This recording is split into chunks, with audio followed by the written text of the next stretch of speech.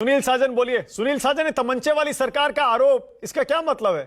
योगी जी तो कह रहे हैं सब चंगासी, सब बढ़िया है, कोई दंगा वंगा नहीं हो रहा। देखिए मानस जी, ये अच्छी बात है कि भारतीय जनता पार्टी के प्रवक्ता डायरेक्ट लीजिए सुनील साजन की आवाज को, डायरेक्ट लीजिए।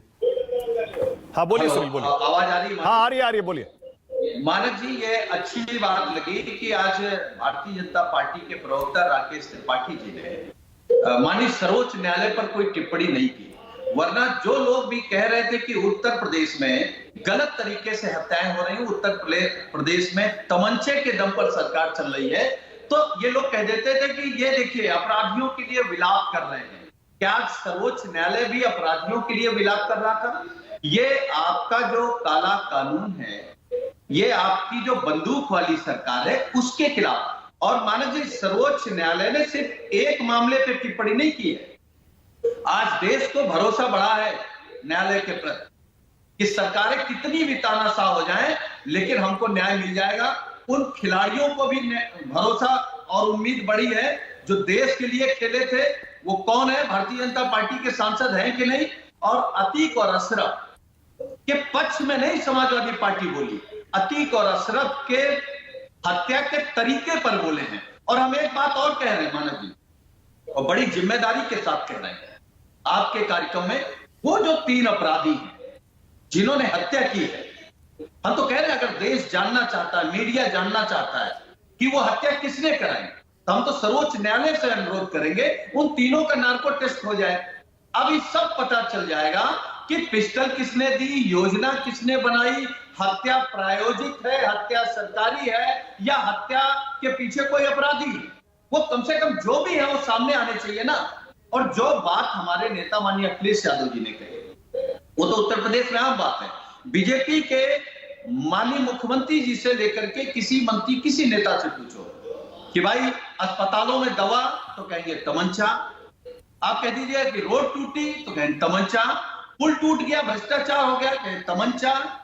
कहे रोजगार नहीं है, तो तमंचा। इनको सिर्फ तमंचा दिखाई दे रहा हूं। हमारे नेता ने कहा जब किसी की कोई आदत पुरानी हो तो जल्दी छूटती नहीं है। ये राकेश त्रिपाठी जी भी जान रहे होंगे कि मैं किस आदत की बात कर रहा हूं। जितना हम जानते हैं उससे बेहतर ये जानते हैं कि कहां तमंचों का खजीरा है। तो ये आप मत बताइए। देखिए, आप बताइए उत्तर प्रदेश में आपने कहा कि हमने इतने इनकाउंटर कर दिए। अरे आप ये भी तो बताइए कि फर्जी इनकाउंटर कितने किए, और उन फर्जी इनकाउंटर में कौन लोग मारे गए? या तो ओबीसी रहे, या एससी रहे, या मुस्लिम रहे। हाँ, 2-4 घटनाएं बड़े समाज के साथ भी हुई। भाई तिवारी जी की हत्या लखनऊ में हो गई, तो इन्हीं की सरकार ने, पुलिस ने अगर गलत इनकाउंटर किया तो करोड़ों रुपए दिए और सरकारी नौकरी दी। एक गुप्ता जिसकी हत्या गोरखपुर में इनकी पुलिस ने कर दी, तो सरकारी नौकरी और करोड़ों रुपए। लेकिन पुष्पेंद्र यादव को क्या हुआ? जितेंद्र यादव का क्या हुआ? राजभर का क्या हुआ? गुजर का क्या हुआ? अगर ओबीसी, एससी या मुसलमान मरे तो फिर छाती पीटते हैं क्या? आपके पास आंकड़े हैं सुनील साजन, आपके पास आंकड़े हैं? जब आप ये आरोप लगाते हैं कि ओबीसी, एससी, एसटी और मुस्लिमों को मारा जा रहा है, आपके पास ब्रेकअप है कितने लोग मारे गए एनकाउंटर में और उसमें कौन सी जाति मेरे कितने पास नहीं। देखिए मानव जी, अगर कोई अपराधी मारा जा रहा तो उसके पक्ष में नहीं बोल रहे। इनसे पूछिए कि झांसी का पुष्पेंद्र यादव क्या अपराधी था? क्या उसकी बीवी ने भी आत्महत्या कर ली क्योंकि न्याय नहीं मिला, एफआईआर नहीं लिखी गई। जितेंद्र यादव भी जिंदा है नोएडा।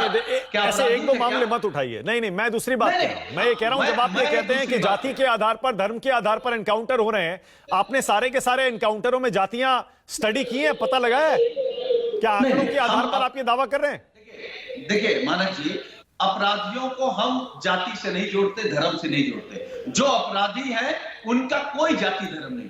हम बात कर रहे हैं जो फर्जी इनकाउंटर हुए, जिन पर कोई अपराध नहीं था। भाई लखनऊ में तिवारी मारा गया, पुलिस ने मार दिया, कौन सा अपराधी था? गोरखपुर में गुप्ता मार दिया गया, कौन सा अपराधी था? और हमें कोई तकलीफ नहीं है कि सरकार ने उनको मुआवजा दे दिया, यह अच्छी बात है। सरकार ने गलती मानी, मुआवजा दिया, सरकारी नौकरी दी। लेकिन वो सरकारी नौकरी ओबीसी को क्यों नहीं? वो बोलिए राकेश त्रिपाठी, बोलिए। फर्जी एनकाउंटरों के लिए आपकी सरकार, राकेश त्रिपाठी पहले से बदनाम है। अब सुनील साजन कह रहे हैं 2-4 मामले और नए जुड़ गए उसमें, अतीक अशरफ और हो गया। अब क्या जवाब देंगे सुप्रीम कोर्ट में जब ये पूरा मामला खुलेगा? तो फिर सारे सवालों के जवाब देने पड़ेंगे।